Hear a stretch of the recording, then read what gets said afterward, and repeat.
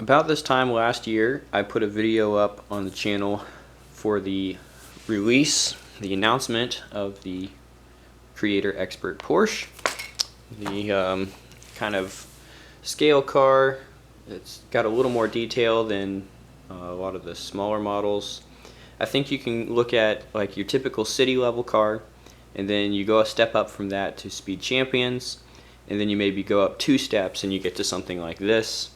And then you go up another step from here and you get to the Technic models that are even more functional. But I've been intrigued by this line of cars for quite a while, vehicles.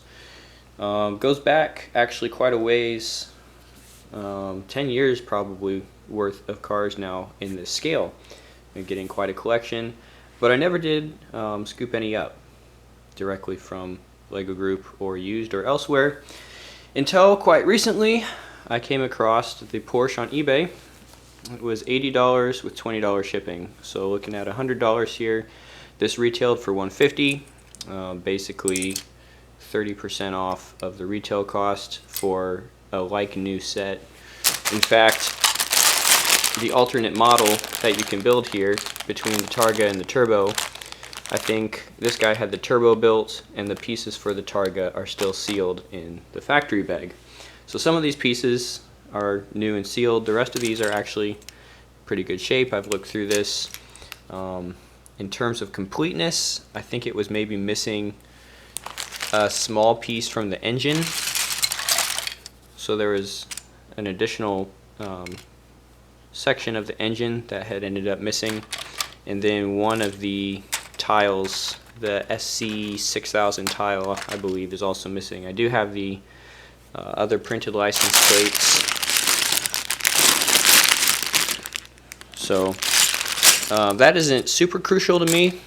If I decide that I would really like to have a 100% original set, I can get those from Bricklink.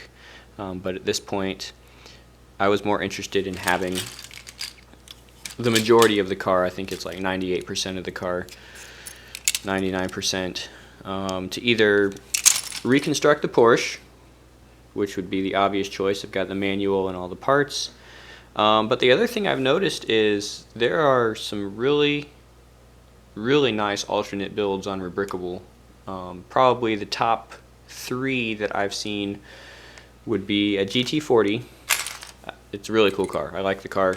I still need to get the GT40 or the GT Speed Champions from last year, which is in a double pack. But I've got my eye on that set. Haven't got that one yet. But the GT40 rebuild from these parts in this set looks very well done. There are a couple reviews already up for that car.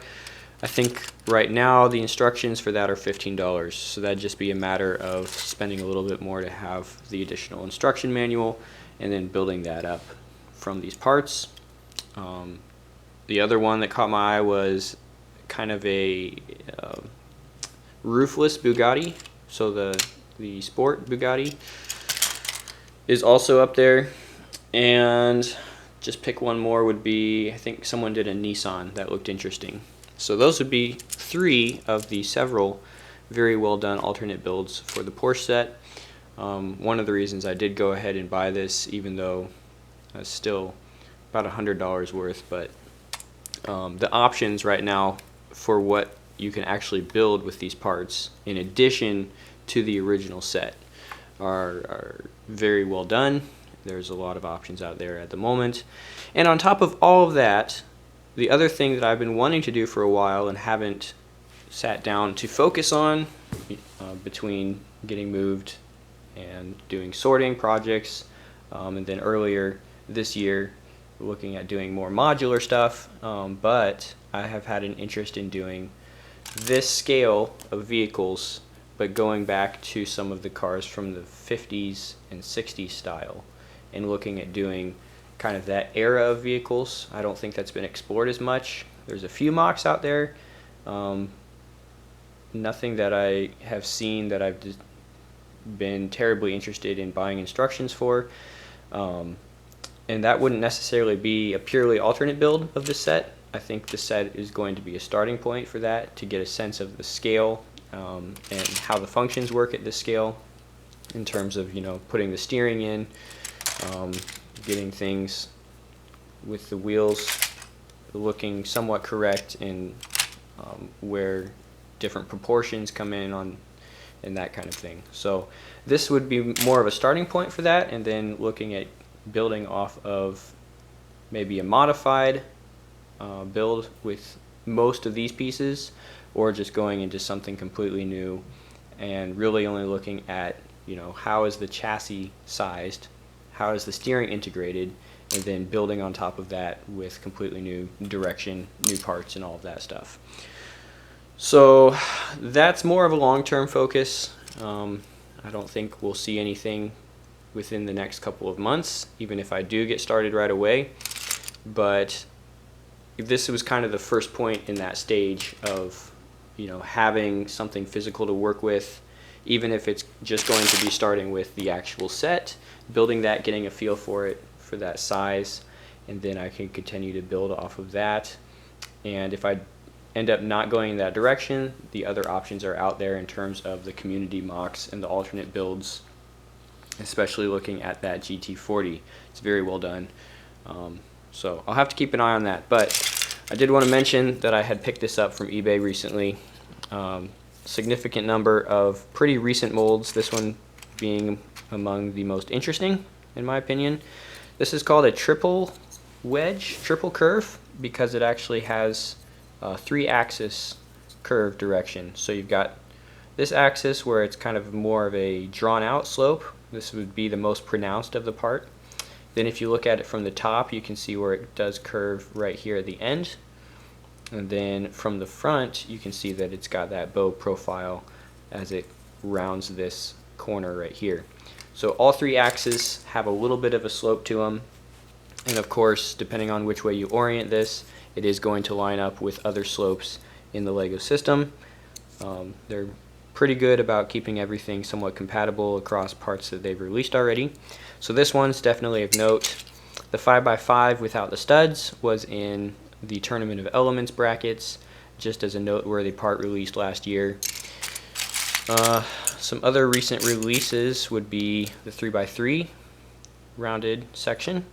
We also have the window frame in this kind of geometry now. Still do not have a regular macaroni brick in 3x3, which I think is a gap that we might see filled here pretty soon. And the other 3x3 rounded section isn't a true 3x3 quarter round, but it does have that similar geometry where you're looking at, let's see if I can dig this out of the assembly here.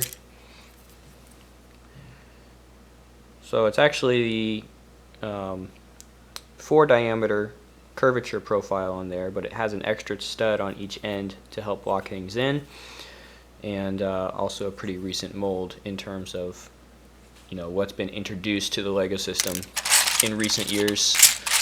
I believe the windshield is somewhat recent, so keep an eye on that. And then these tires that have a little more depth to get this functional steering integrated. I'm glad to pick those up. Really just a nice wealth of some of the recent parts that have been introduced in the last 2 to 3 years, as well as other parts that have not necessarily been released in certain colors, like the dark orange here. So both of those things coming together to make this a nice parts pack on top of everything else I've already mentioned. So a lot of reasons to go ahead and pick this up finally as we get through 2022 here. Just keeping an eye on eBay for this kind of stuff, and every once in a while I find something that I don't want to pass up, and it ends up here.